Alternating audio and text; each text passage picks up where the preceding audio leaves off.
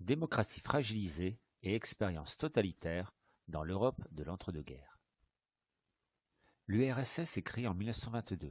C'est l'Union des républiques socialistes soviétiques.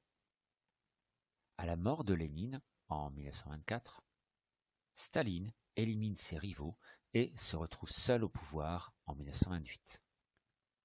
Il décide d'industrialiser de manière énergique l'URSS et pour cela lance un vaste programme de collectivisation.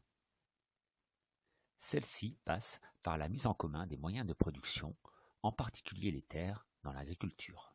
Tout cela est attribué à l'État.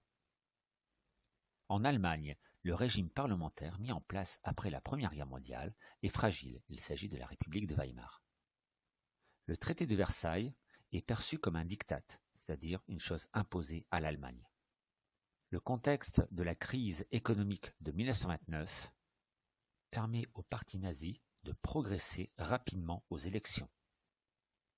Hitler est nommé chancelier le 30 janvier 1933. Il accède ainsi légalement au pouvoir. Mais rapidement, il réduit ou supprime les libertés individuelles et interdit tout autre parti que le parti nazi. En 1934, il prend le titre de Führer, c'est-à-dire guide.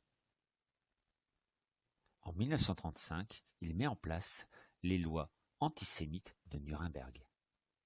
Les violences à l'encontre des Juifs se multiplient, comme au cours de la nuit de cristal en novembre 1938.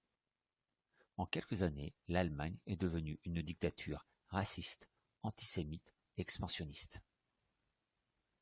Selon Hitler, l'Allemagne doit agrandir son espace vital vers l'Est et s'imposer au peuple slave. Les points communs entre ces deux dictatures sont l'embrigadement et le contrôle de la société. Tous les moyens d'information sont contrôlés par l'État. La propagande développe le culte de la personnalité autour du chef incontesté. Dès leur plus jeune âge, les enfants sont embrigadés dans des organisations de jeunesse. Toute opposition est interdite, c'est le parti unique.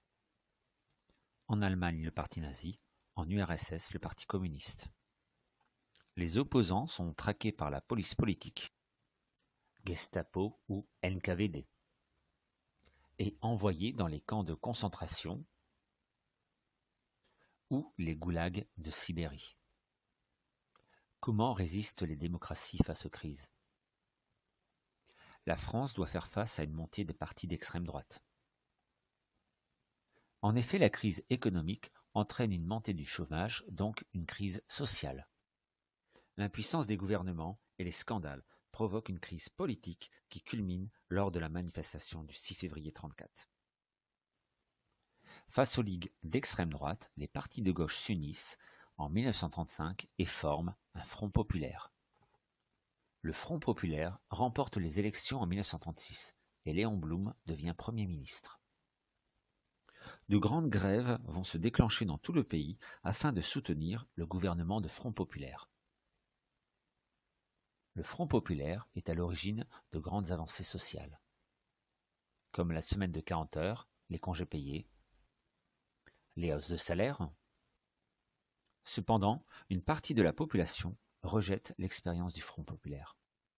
La crise économique et les divisions internes à la gauche provoquent la fin du Front populaire en 1938.